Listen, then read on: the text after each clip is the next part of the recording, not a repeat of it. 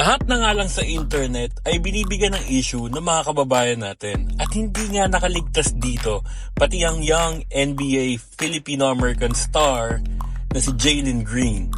Kala ko sa Facebook ko lang makikita yung mga ganong klaseng komento, pero mismo sa sarili kong content nakakita ako ng isang komento na yun din ang sinasabi about kay Jalen Green.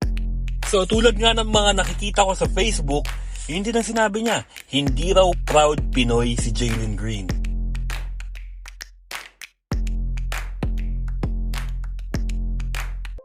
Si Jalen Green ay pinanganak at lumaki sa California. And yes, he's half Filipino at nakuha po niya yung Filipino blood sa kanyang nanays. At nung si Jalen po ay nasa 6th grade, he entered the AAU program or the Amateur Athletic Union.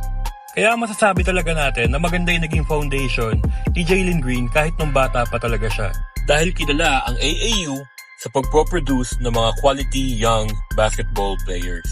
So yun, umugong na nga ang pangalan ni Jalen Green sa Pilipinas nung maimbitahan siya ng isang USA Select team na binubuo ng mga young Filipino-American prospects para mag-participate sa NBTC.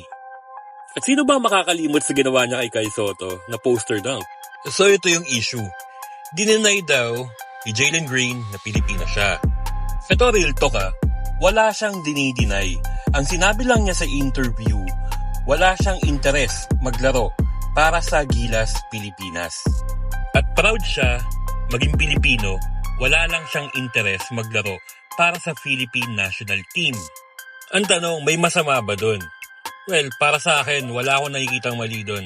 And kaya ako pinrofile yung background ni Jalen Green earlier in this video para maintindihan natin pare-pareho na si Jalen Green ay half Filipino, half American at pinanganak at lumaki sa Amerika. So gusto niya maglaro para sa Amerika. Ano masama dun? Kaya mga tol, wag na lang tayong bitter. Suportahan na lang natin si Jalen. Peace.